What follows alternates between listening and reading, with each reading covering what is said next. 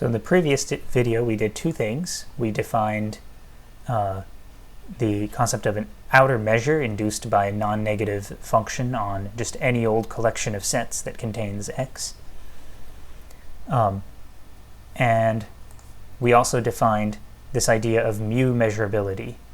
So a set is mu measurable, or it's an element of this collection, if and only if it can be sort of approximated by something in your collection of special sets that you started with to any degree of accuracy, where approximation is in the sense of outer measure. So when we say the outer measure of the difference, symmetric difference, the set difference between B and A is small, we think of that as B is sort of similar to A, at least through the lens of mu star. All right, so it's just two definitions, but it already feels like a lot of stuff, I think. But it'll start coming together as we start proving things about these. And you will see in the proofs where we use the different features of the definitions.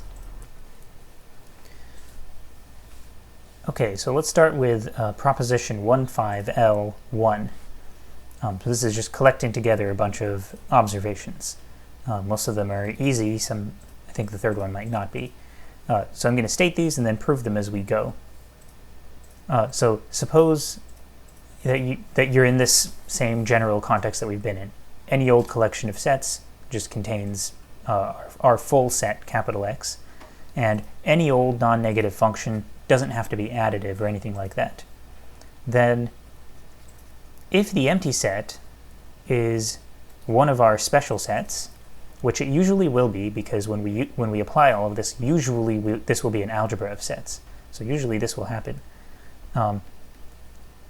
Then all of the so-called special sets are mu measurable.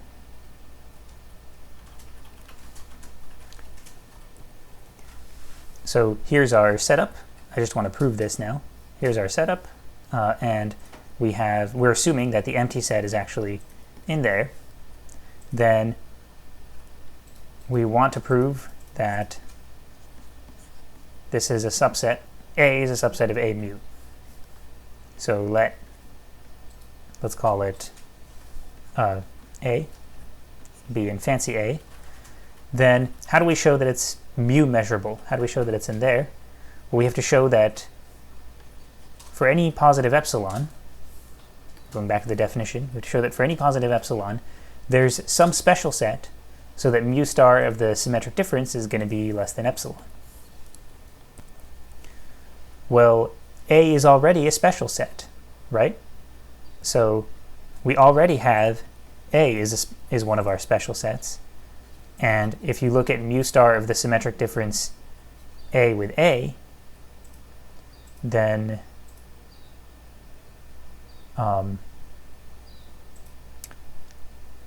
actually, okay, well, it is mu star of the empty set, because definitely, A symmetric difference A is going to be the empty set, but I don't know that this is 0.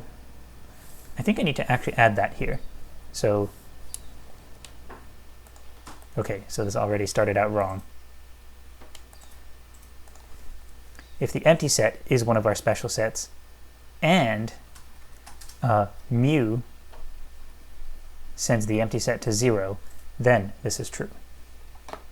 Okay, so the usual context that we will be in is where A is an algebra of sets and mu is additive.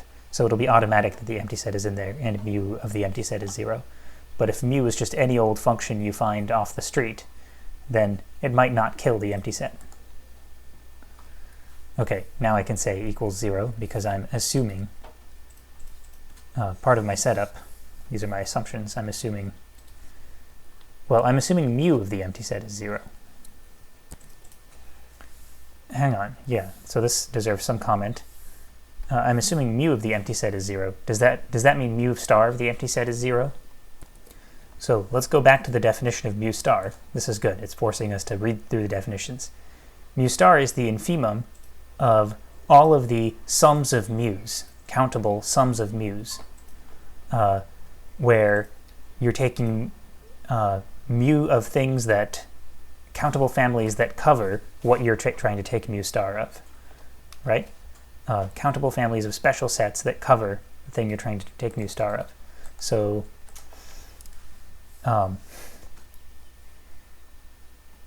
notice that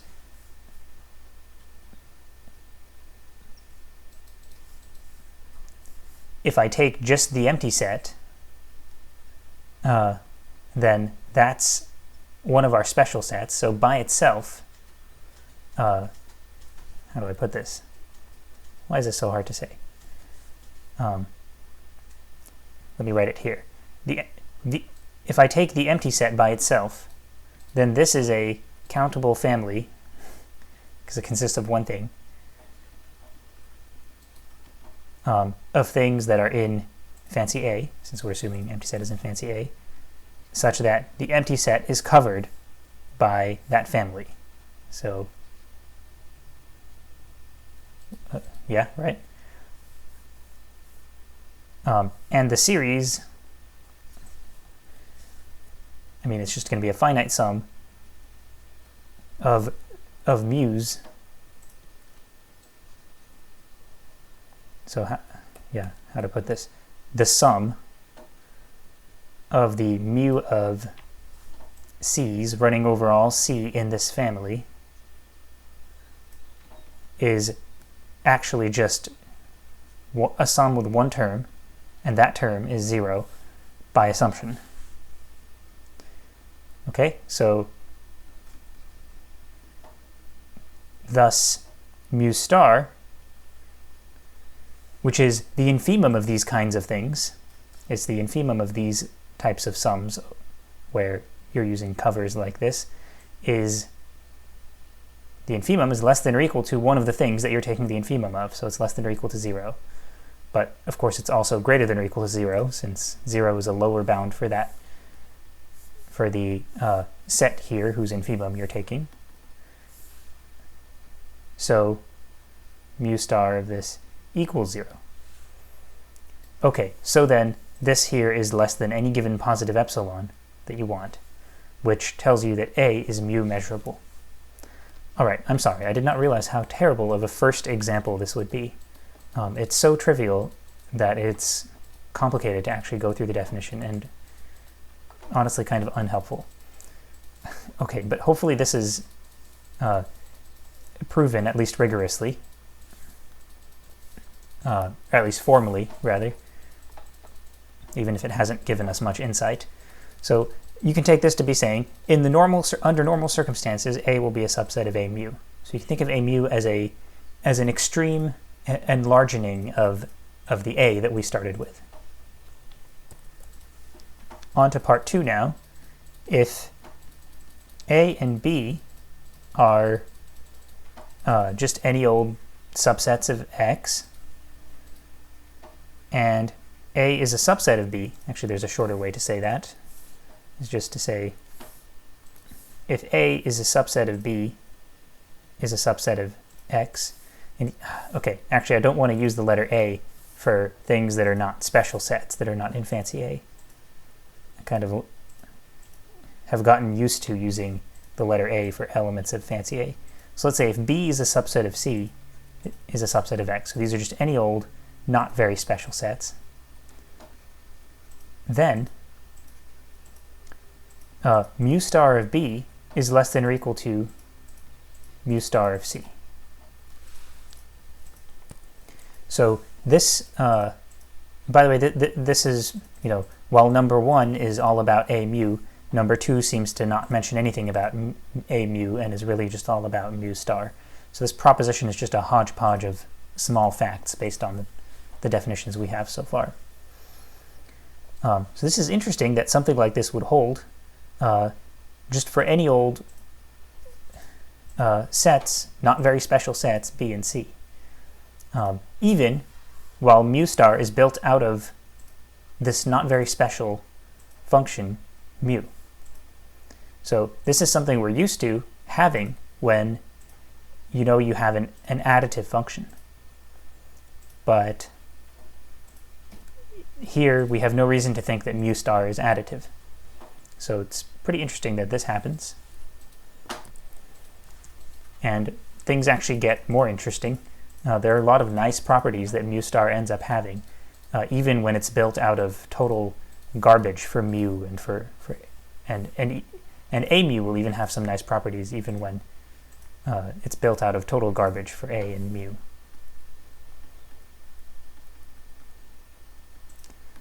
Okay, actually, let me do that. So let's work on proving this one. So just getting this setup down. Our assumptions: A is just any old collection of sets, X is an A, mu any old function, non-negative though. And part of our setup is also that B is a subset of C, and they're both subsets of X.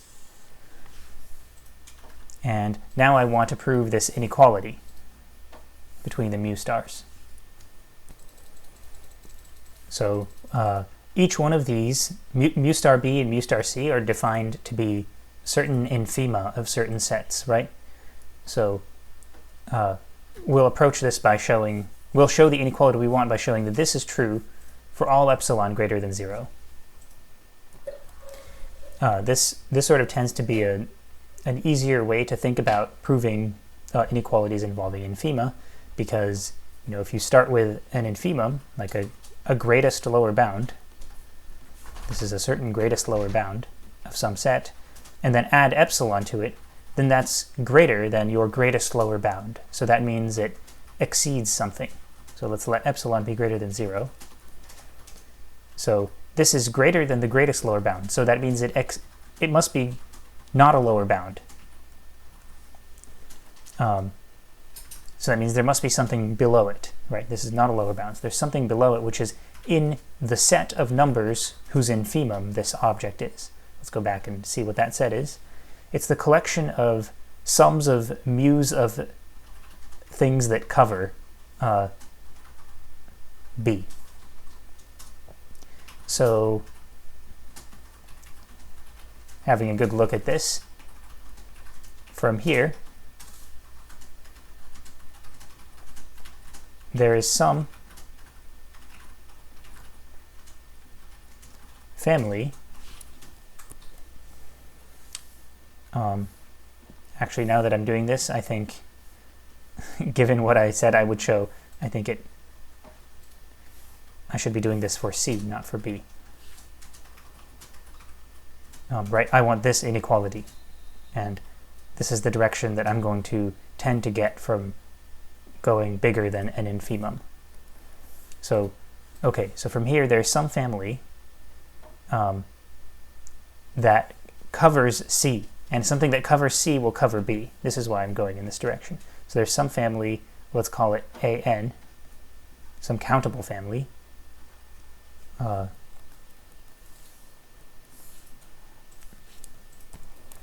think a quick way to say that is some sequence AN in fancy A,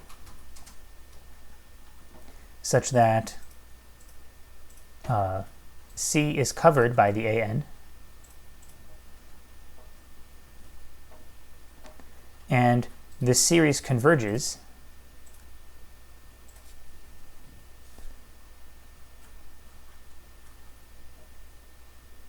the series of mu of ANs converges, and this number is bigger than that series. So that's what it means to say that this number is not a lower bound for that set of real numbers.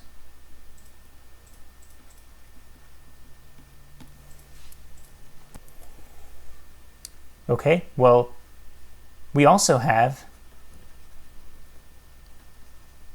since B is a subset of C, and C is covered by this collection of ANs, B is also covered by the collection of ANs, right? So then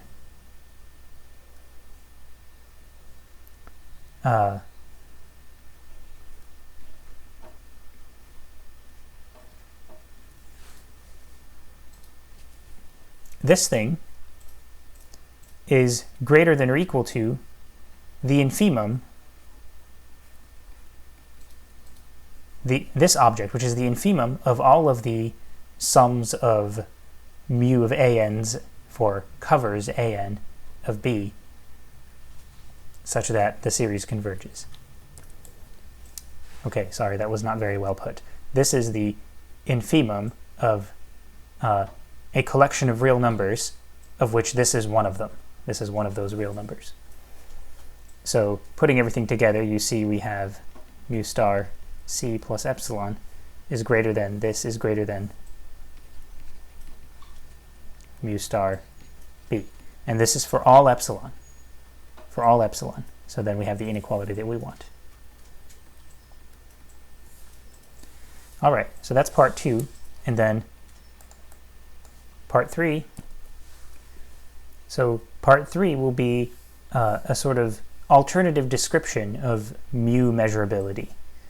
So it will say, okay, so let's fix any B subset of X. Then B is going to be mu measurable if and only if the following condition holds. So this will just give us another perspective, another way to think about being mu measurable. So here's the condition. There is some, let's call it, A, one of our special sets, and there are some, let's call them D prime, just any old subsets of X, such that, oh, sorry, this is a for all epsilon condition.